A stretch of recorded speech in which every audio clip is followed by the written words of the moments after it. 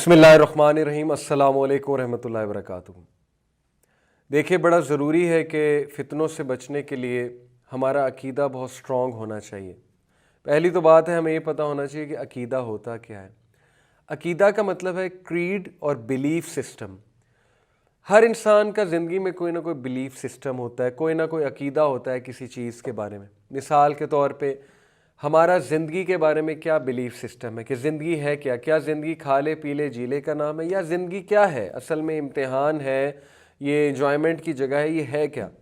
इसी तरह अल्लाह के बारे में हमारा क्या बिलीफ सिस्टम है, रिलीजन के बारे में हमारा क्या बिलीफ सिस्टम है, इस्लाम के बारे में क्या बिलीफ सिस्टम है, वगैरह वगैरह। मैं यहाँ पे जिस अकीदे की बात कर रहा हूँ वो अकीदा है अल्लाह ताला के हवाले से अकीदा, अल्लाह के बारे में क्या बिलीफ सिस्टम है। बहुत ज़रूरी है कि इंसान को अल्लाह का वो नॉलेज हो और इस्लाम का वो रिक्वायर्ड नॉलेज हो जो उसे इक्विप करेगा फ़ितनों से बचने के लिए। अनफॉर्चुनेटली हमारे अकीदे के ख़िलाफ़ जो एक पूरी मुहिम चल रही है, यानी कि एक पूरी जंग है, हम एक जंग में हैं, हमारे अकीदे पे हमले हो रहे हैं और थ्रू मीडिया। मैं आपको आज बॉलीवुड की मिसाल दूंगा कि किस तरह हमारे नौजवानों के अकीदे ख़राब किए जा रहे हैं। ऑल्दो वो लोग अपने मुताबिक मूवीज़ बना रहे हैं, अपने मुताबिक गाने बना रहे हैं, लेकिन हमारे नौजवानों को ये इल्म नहीं कि शायद उन चीज़ों से हम कितने इफ़ेक्ट हो रहे हैं, हमारे अकीदे कितने ख़राब हो रहे हैं। मैं आपको चंद मिसालें देता हूँ। देखिए, खुदा का कॉन्सेप्ट अगर वीक हो जाए हमारे माइंड से और ज़िंदगी का एक ऐसा फ़लसफ़ा हमें दिखाया जाए जिससे हम गैर ज़िम्मेदार हो जाएं, अपने असल मकसद से हट जाएं। जैसे कि आजकल आपने देखा है कि हर नौजवान जो है वो इश्क मशूक़ी के पीछे लगा हुआ है, क्योंकि बॉलीवुड में मकसद ही ये है, हर मूवी की थीम ऑलमोस्ट यही होती है कि ज़िंदगी का मकसद सिर्फ इश्क लड़ाना है, शायद ज़िंदगी का मकसद बस खा ले पी ले जी ले है।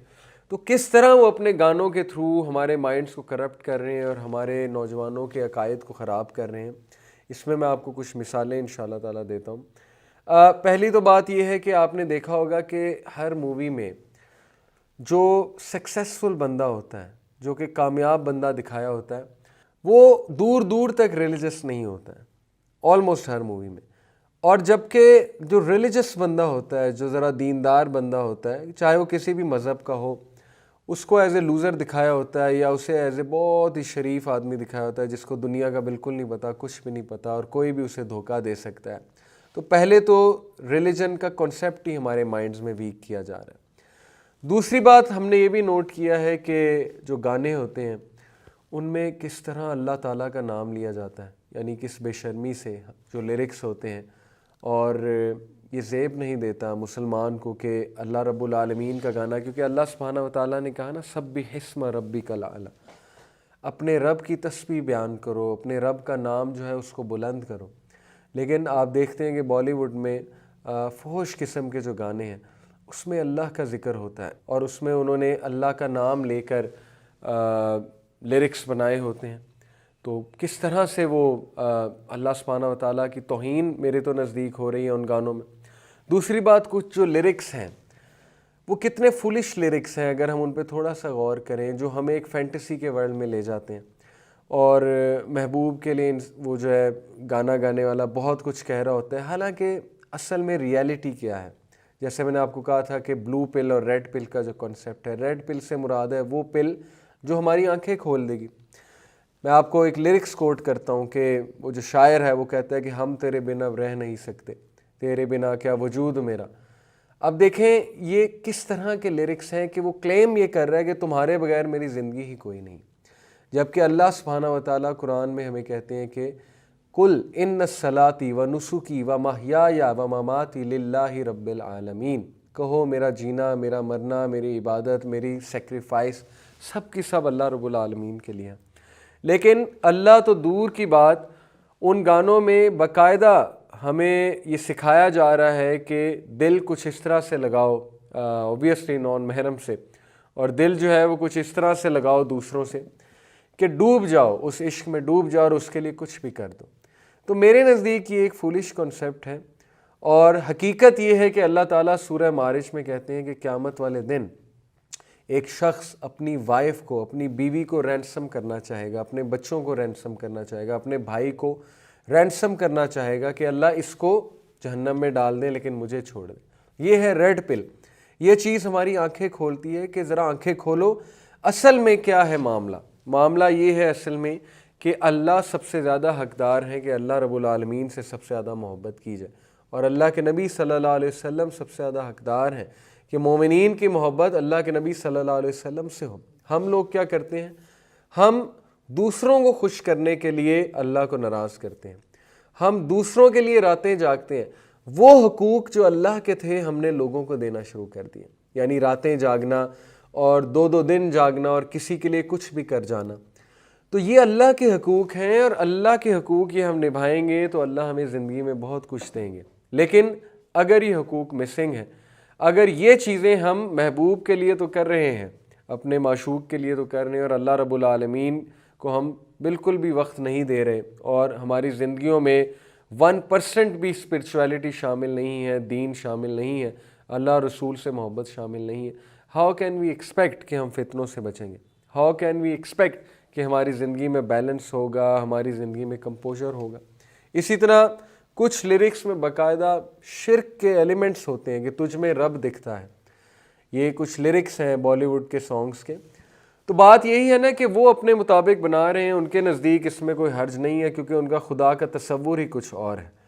बट जो मुसलमान इनको सुन रहे हैं, इन गानों को इनको सुनकर रिपीट कर रहे हैं, और शिरकिया अल्फाज हैं इन गानों में, तो कितना हमारा अकीदा जो है वो ख़राब हो रहा है। यानी रब के साथ कंपेयर किया जा रहा है महबूब को। How is it possible? फिर आप देखेंगे कि बहुत से ऐसे लिरिक्स हैं जिनमें बाकायदा फहाशी की दावत दी जा रही है, जिनमें बाकायदा हमें गुनाह की चाहत हम में क्रिएट की जा रही है। और मैं ऐसे लिरिक्स कोट कर सकता हूँ लेकिन मुनासिब नहीं है, आप लोग बेहतर समझते हैं कि किस किस तरह औरत को मुखातिब किया जाता है आइटम नंबर्स में, आइटम सॉन्ग्स में, और बहुत मशहूर हैं ये गाने। लोग, हमारे नौजवान ये गाने सुनकर एक और ही फैंटेसी के वर्ल्ड में गुम हो जाते हैं, अपने आप को हीरो समझने लगते हैं और इसी फैंटेसी में रहते हैं, इसी फैंटेसी में ज़िंदगी बसर करते हैं, जबकि मौत का फ़रिश्ता करीब से करीब आ रहा है, मौत करीब से करीब हो रही है, और कुछ पता नहीं कब जो है वो मौत का फ़रिश्ता हमारी रूह कब्ज़ कर ले। ये है रेड पिल। लेकिन ऐसी बातें ऑफ कोर्स हमें पसंद नहीं। ऐसी बातें जब हम करें कहीं तो ज़ाहिर है लोग कहते हैं कि आप डराने वाली बातें ना करें बल्कि आप कोई अच्छी अच्छी बातें करें। तो ये बातें रियलिटी हैं, और बॉलीवुड आपको ब्लू पिल दे रहा है, उन्होंने एक फैंटेसी का वर्ल्ड आपके सामने क्रिएट कर दिया है। लेकिन कुरान और हदीस आपको रेड पिल देती है, हमारी आंखें खोलती है कुरान और हदीस, और हमें हर वक्त अलर्ट रखती है कुरान और हदीस के। अलर्ट रहो, क्योंकि फ़ितनों से मुकाबला करना है तो तुम्हें अलर्ट रहना पड़ेगा।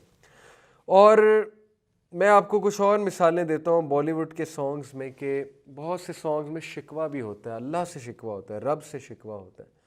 कि मिसाल के तौर पे किसी को कोई चीज़ नहीं मिली तो फिर वो अल्लाह से शिकवा कर रहा है। एक्टर, उसकी शादी नहीं उस जगह जहाँ वो करना चाहता है, महबूब नहीं मिला, तो अब रब से शिकवा है। और रब से शिकवा कौन करता है? रब से शिकवा वही करता है जो रब को समझता नहीं है, क्योंकि अल्लाह सुब्हानहू व तआला ने तो कहा ना कि बेशक अल्लाह लोगों पे जुल्म नहीं करता, लोग खुद अपने ऊपर जुल्म करते। तो अल्लाह की वजह से तो वो महबूब आपके हाथ से नहीं गया ना। अल्लाह ने तो मना किया पहले ही कि इस चीज़ में पढ़ो ही ना, जो तुम्हें साइकोलॉजिकल डिस्ट्रेस थे।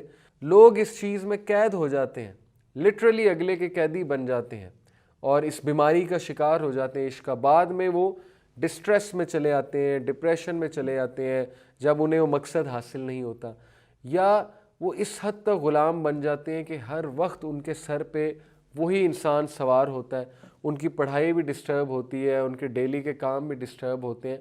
तो ये अकीदा कहाँ से ख़राब हो गया? मुसलमान का तो मकसद ही कुछ और था। ये अकीदा गानों से ख़राब हुआ है ना, गाने सुन सुन के हमारा अकीदा ही और ज़िंदगी का फ़लसफ़ा ही कुछ और बन गया। तो हमें सीखने की बात यह है कि अगर हम वही गाने सुनते रहेंगे और उन्हीं उस फैंटेसी के वर्ल्ड में रहेंगे, उस बबल में रहेंगे, उस बुलबुले में रहेंगे और बुलबुले से बाहर नहीं आएंगे, तो क्या होगा? नुकसान हमारा होगा। हम इस्लामी फ़लसफ़े से दूर जाते रहेंगे, और जो दूसरा फ़लसफ़ा है, यानी कि जो बॉलीवुड का फ़लसफ़ा है, जो बातिल फ़लसफ़ा है, वो हम पे हावी हो जाएगा। और फिर एंड में क्या होगा?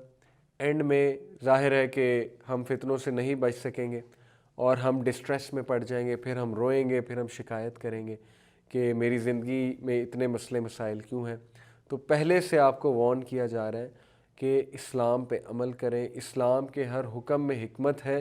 अल्लाह रब्बुल आलमीन इंसान से मोहब्बत करते हैं और नहीं चाहते कि इंसान फजूल चीज़ों में अपना वक्त बर्बाद करे।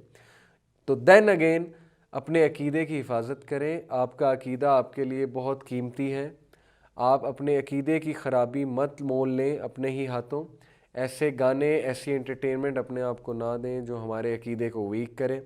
अल्लाह ताला हम सब को अमल की तौफीक अता फ़रमाए। सुब्हान रब्बिक रब्बिल इज़्ज़ति अम्मा यसिफून व सलामुन अलल मुरसलीन वल्हम्दुलिल्लाहि रब्बिल आलमीन। जज़ाकुमुल्लाह। अस्सलामु अलैकुम व रहमतुल्लाहि व बरकातुहू।